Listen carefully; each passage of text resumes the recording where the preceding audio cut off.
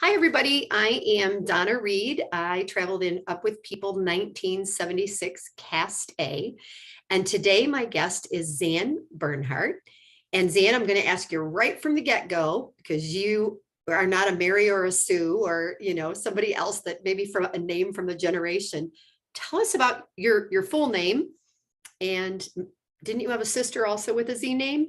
I had a sister and a brother with a Z name. All right. So what's your full name? My full name is Zandria.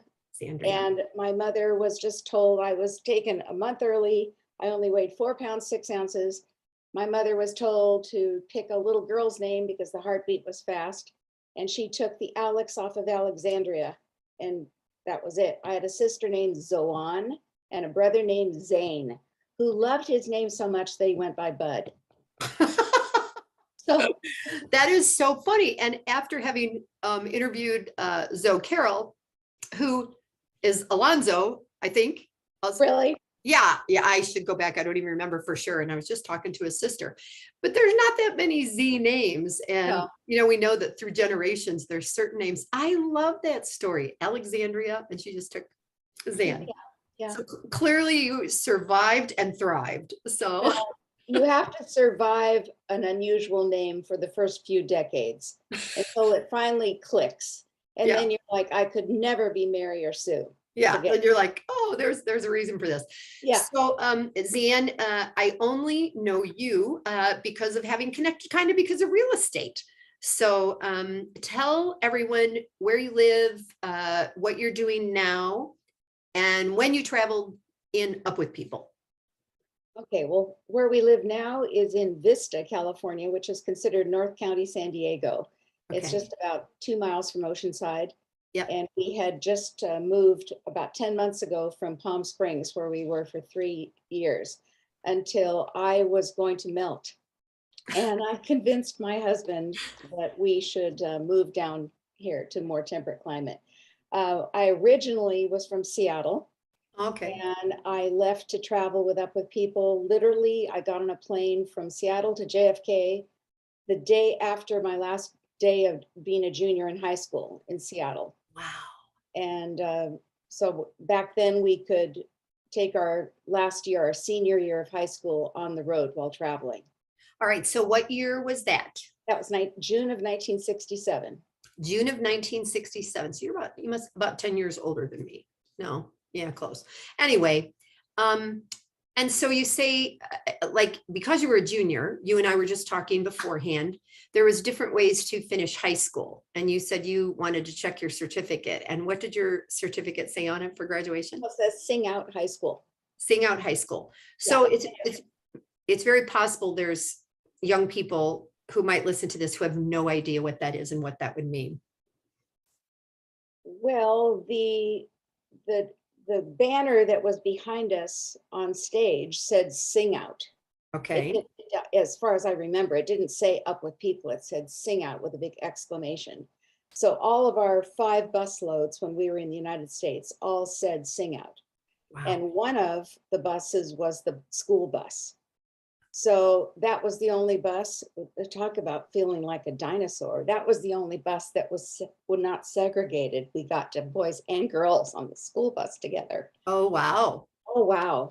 And so we had, whenever the bus was rolling, we were studying our mailings, which were through the University of Nebraska Extension Division. Oh, okay. Okay. And so what sorts of classes were you taking? I mean, like at that. Well, I only had 2 classes to take. I believe it was, I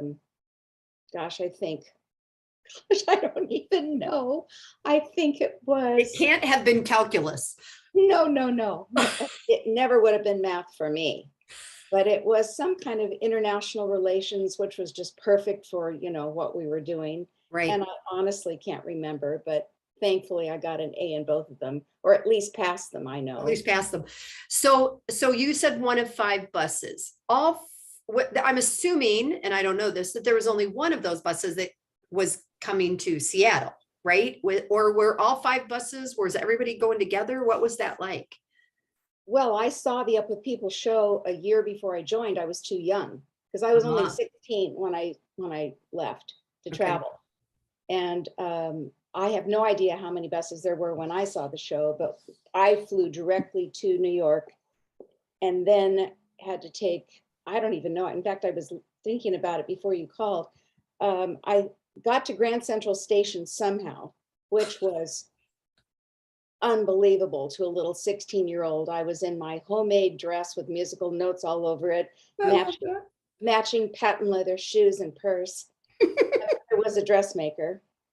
And I just remember standing, it's like the song that Linda Blackmore sang in New York City at Grand Central Station, you know, and it was just like a huge city to me, and looking up, and I remember I had to get the train to New Rochelle, New York. Okay. And from New Rochelle, I was told that I had to take a taxi to Fort Slocum.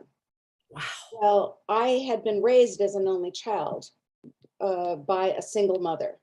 Wow. And the fear of God was in me for being a single 16-year-old girl traveling. And when I realized that I had gotten to Fort Slocum, I'm in the back of this taxi, and suddenly I thought to myself, there wasn't anything on the top of this car that said taxi. And all the way to Fort Slocum, I just decided that I was going to die. That was it, that I had gotten into a car with a strange man. Isn't it weird to think though, that like there was something inside you, and I thought about this when I listened to Mia, that you know, hers was the blizzard of 78, and you know, sleeping here on the floor of an airport and then arriving somewhere, and that we as young people just said, okay, I'm going to do this thing and it'll be fine, and then you're still freaked out a little bit, right? Yeah, but I made it to Fort Slocum, and that was all that mattered. That's great. Yeah. And then, so then did you do a sort of staging there? I mean, or not, I don't think it's like the stagings that we did in the 70s. No, it's funny. I don't remember. I know that I was accepted into Cast A. That's what my acceptance letter, which I still have, shows. Oh, nice. So it wasn't a situation of, there were around 900 of us in Fort Slocum. Wow. Because at that time, the casts were 250 to 275 each. That's how many kids were in the cast. Wow. And so, but the funny thing is, and I don't know whether we would get to this later, but I did not join for anybody to know that I played the piano. There were no musical auditions of any kind. I think it was just based on recommendations from teachers and, you know, like the minister of your church or whatever. You had to be a good kid. So I had been raised to be a concert pianist. Oh, wow. Really against my will, really. I was practicing 5 or 6 hours a day. Wow. And the only reason that I was able to travel was because of my fabulous, wonderful stepfather, who I met my mom when I was 14. And he had 5 grown children, all adults. And he was the one who just literally said to my mom, let her go. Let her go and experience some life, something different than sitting at the keyboard 5 hours a day. So I've always credited him. Many thanks to that's a very, very cool story. Yeah. All right. So then I've had fun asking people about costumes, and because I worked on costumes for a few years and I was kind of in charge of it on the road, I know my little, 4 or 5 years in the 70s. What were your costumes? What did you wear? Well, we had the most obnoxious polyester, but they were by Ole Cassini, for crying out loud. Oh, you at least had good. Well, those were our traveling outfits. Then we had another polyester shift dress with a jacket. And then our show costumes were the good old linen multicolored jumpers. I mean, they were plain, but you either had red, green, blue, yellow, whatever. Yellow, okay. With a white blouse underneath. So you had a travel costume. So when we had 2 traveling costumes. And so you were on the bus, you all like wore those. Is that right? Yeah, we had to, because the minute we arrived in the city, we had to run off the bus and usually do an assembly. Wow. So we had assembly costumes, but that was a whole separate gig. We could still wear what we wanted on the buses. The people, the kids that traveled in like 2006, 7, 8, 9 up till, the most recently, that whole concept to them, I don't know if you know of any of the younger people that traveled, and as I mentioned in advance, it's hard to get them to interview because they're all busy. They had things they called a 1, a 2, a 3, a 4, and a 5. And yeah. And so they would say, okay, we're doing this today. Wear your 2s and bring your 4s. That all means something to them. It doesn't to me. And so the whole idea that you wore your assembly costumes on the bus, honestly, I'm trying to picture wearing that stuff all day, because we also had polyester, double knit, hot. Yeah. Well, I don't remember that being uncomfortable, but on the school bus, well, my best friend in Up with People was Christine Reeder. And she and I would beeline to the back of the bus because that's where that long seat is. Oh, yeah. So then she would sit, we'd have our feet touching in the middle. So, we just got to see grabbed the back seat. Yeah, because we would cheat then and look out the side of the windows. I mean, if we were in the Swiss Alps, for God's sake, we weren't going to miss that. Yeah. Yeah. So, oh, too funny. All right. So, how long, like when you left to go there, did you expect you were going to be there 6 months or a year, or was there a time expectation for what you were doing? That's an interesting question. I don't ever remember having a timeline on it. Back then you could travel as long as you wanted to. That's what I wondered. And did you pay to go? Nope. No. Didn't have to pay a dime. Our parents, my mom would have to send me, like an occasional check for $20. And, even my friends, my Upper People, one of my friends who have so many pictures of their travels. And I'm so jealous because I'm thinking, number one, I didn't have a camera. Number two, where would you get film developed? Because that was back in the day when you had to mail film in an envelope. Yeah. So. And then where would you pick it back up? Yeah. And just incidentals. I mean, it would be things like so that we could go to the drugstore and get something, but yeah, no, we didn't have to pay because we were sponsored by companies and private donations from people. I mean, Toyota and Schick and all those big names back. Yep. And those of us that traveled in the 70s know how many of those names came forward, for a long, long time, right into the future. So how long then did you travel? How long did you stay running around the country and the world?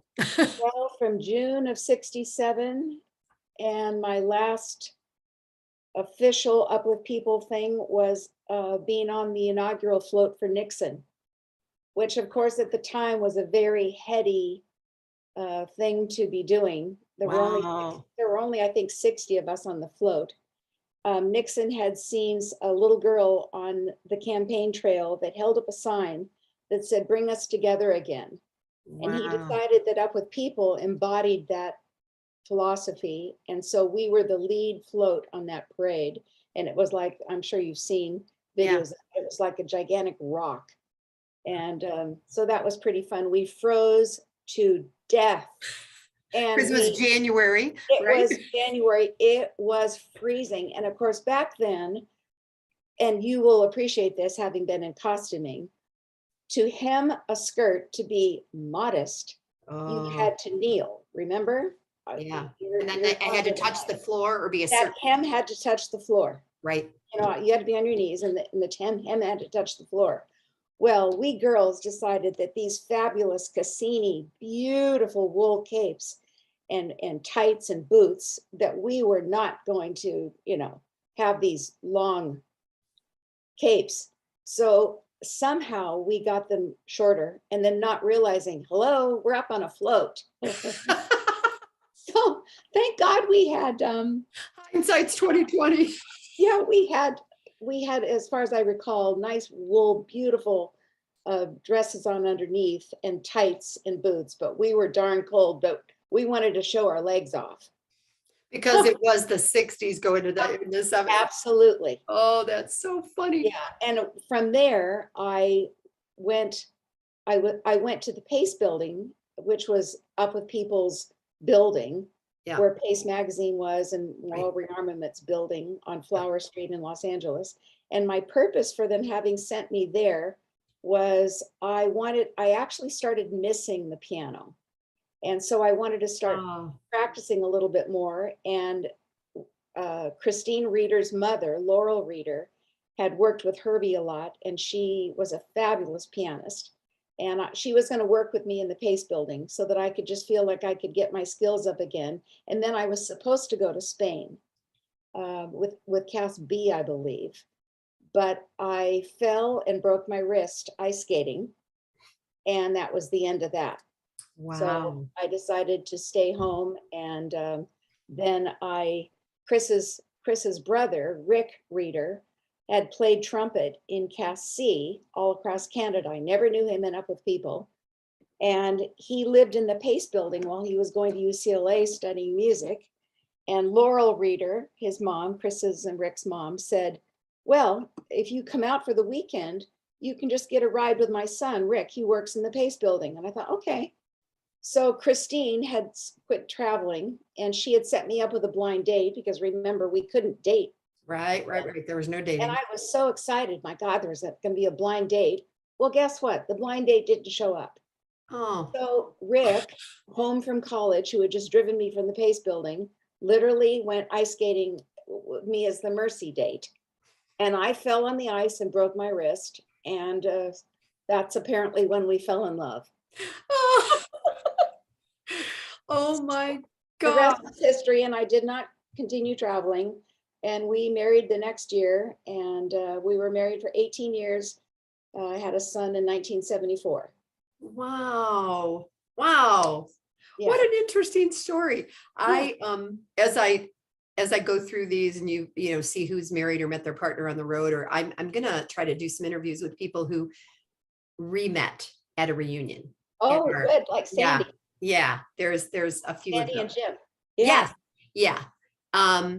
So okay, so songs. What song or two that you did through the years really has stuck out for you, like pops into your head randomly, or maybe you think is still relevant, sadly, 50 years later? I know. It's a very interesting comment that you just made, because I think back in the 1960s when we were traveling, we really honestly felt that we were changing the world. We really did. We felt like we were, the more contemporary Up With People song, One to One, we changed the world by giving to each other a Right. helping hand along the way. Love that song. Yeah, me too. But we felt like we were changing audiences, and we performed in South America. I was in the South American Strike Force.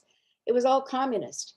Mm, And when you see these communists in these huge venues and coming up afterwards and hugging us, and we felt like we were making a big difference. And so it's very heartbreaking to many of us, and I'm sure probably all of us, that it seems as though a lot of this hatred never went away like we thought, that it's just been like it was squashed, it's right? It been was simmering on the stove all this time. yeah, Someone's taking the lid off. yeah. But I think, for me personally, obviously Up With People, my Don't Stand Still, Life Is Getting Better Every Day, gee, I'm looking forward to the future. And You know that there's going to be people who have to Google all those, right? yeah, of course. But then of course the song that I loved, because I was playing the piano by then, was The World Is Your Hometown. Because Oh, there was that's on one of the old albums. yeah, Yeah. I think Joanne Castle, I think, was a honky tonk pianist who was on, I think, oh my God, I really sound old, Lawrence Welk. And so my 'Cause role, I'm like, I'm watching children go, who is Lauren? what, Right? Lawrence Welk? That's great. So we traveled with a spinet piano, a console piano, and it was on a dolly. And Okay. they rolled me out, and at the time, Glennie was sitting on the piano. Yeah. And when it got to the piano solo part of it in the middle, it was honky tonk. And I would hear alternate would be like, da da da da da da da, and that was my role in that. But that was pretty fun. There was one time they rolled me out and I fell right off the bench. Literally.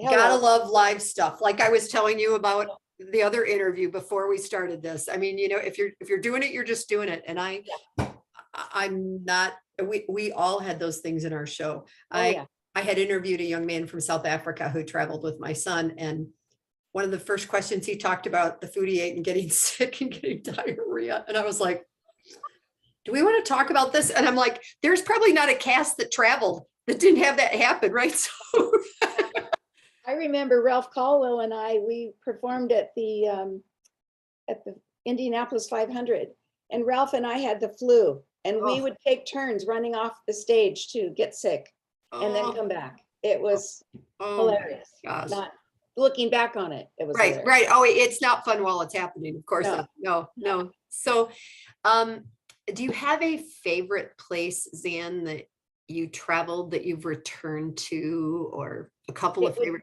It would be Italy, 100% hands down. Italy. Okay, I've got to start interviewing other people because everybody says Italy. Yeah. And that is so funny to me. And I am trying to figure out now if it's because you all spent so much time there. We were there for 3 months. Right. So, Steve talked about it. Paul talked about it. Everybody's talking about Italy. Zoe talked about it. Yeah. I still haven't gotten my husband there. So that's absolutely top on my bucket list to go do that. To go back. But I mean, it was phenomenal. And some of the funniest experiences, the first city we arrived, well, get this, we had a chartered flight. I believe it was KLM. Okay. And there was no rest on that flight even. Herbie would get on the loudspeaker like the flight attendant, and we were learning phonetically Italian on that flight, on that overnight flight. Wow. And lyrics to the song, that kind of thing. And one of the most hilarious things was we learned some key phrases. Well, one of them was dove la gabinetto, which means where's the bathroom? Well, guess what? When you ask that, they then go off 50 miles an hour telling you, and you have no idea what they've said. As compared to just pointing like over there. Oh. So we were getting ready for an assembly, and I was with Priscilla Travis, one of my good friends, still one of my good friends, and she played clarinet. Well, she had her clarinet on, the lanyard, and she was holding clarinet. I, of course, didn't have a musical instrument with me. And this man said, basically, sign language, follow me. So we followed him down these stairs into this restroom, which is the way they are in Italy. Yeah. And so it was like we girls sometimes do. I looked at Priscilla and I said, go ahead. You have to go more than I do. Yeah. So I held her clarinet while she went in, and she came out, took her clarinet. I went in, and it was co-ed. She had not told me it was co-ed. So on one side there was urinals, and on the other side there were stalls. And the things we learned traveling, right? No, you're just 16 years old. You just figure I have to go, whatever. And we ran back up those stairs and made it back to the cast in time for the assembly to start. For the assembly. So I'm down to our last 9 minutes, but I laugh when I think about that because that you don't know what you don't know. And what's common in one country isn't common in another country, or even a part of our own country, right? Depending on where we were, how we lived, things like that. And I gotta laugh about Italy. I'm gonna have to bring somebody on that tells me Sweden or France. I don't know. So what about foods maybe? Was there a food that you were forced to try that you didn't want to try? Well, the very first meal in Italy we thought was breaded chicken. And as we were leaving, somebody said, that wasn't chicken, that was rabbit. Oh. Well, that wasn't pleasant. But I think, I think the hardest thing, and it sounds so nasty for me to say it, when you're in Italy and you're the guest in the home, they give you more food than they give the father as their form of, my God, we've got a celebrity in our home. Right. Well, we all gained weight on that 3-month trip. And, of course, now we get together and we say, don't we wish we weighed what we weighed then when we thought I live in that world, Zan. Yeah. Hello. But I've got to get to this one thing. We stayed in the girls stayed in a convent, and there were straw beds, and there was a bidet in the bathroom. We'd never seen a bidet. We had no idea what it was for. So we figured it was a great time to wash our clothes. So we soaked our clothes in the bidets, and the nuns came in the next day and they were horrified. Long as the bidets were clean. I mean, What were our clothes doing in the bidet? So that is yeah. funny. Oh, the stories that can be told, right? Yeah, but I mean, as far as food, in fact, I was talking to Linda Blackmore a couple of days ago because we're going to be doing something for the Chicago reunion and we're rehearsing. Yeah. On the phone, of course. And I said, do you remember the time you took me across the street to the Carnegie Deli when we performed at the Carnegie Hall for a week? And she said, I do. And I said, it was yogurt and prunes. You introduced me to. What a combination. And I love that to this day, but I'd never, ever had that. So, that was pretty funny, but you just learn to eat, obviously, whatever it is that the host family serves you. Yeah, I agree. I agree. Yeah. All right. So I've been trying to ask everyone, and I know this is far removed from when you traveled, but we don't know what the next incarnation of Up With People is going to look like, right? There's been some grants that they've received. We assume it's moving forward in some manner. We don't know when host families will be an option again, when people will open up their homes and let people in. Sure. What would you say to probably grandchildren of yours at this point, as compared to children of yours, about this experience, given the fact that they have so many options of what to do now compared to when you traveled? What would you tell a young person thinking about Up With People? Well, for me, I, of course, wanted the musical aspect of the show. I wanted the mission. I wanted to feel, to me, I felt like the Peace Corps. I felt like we were traveling in the Peace Corps. And the education of it, I took for granted at the time, but looking back, because I never went to college.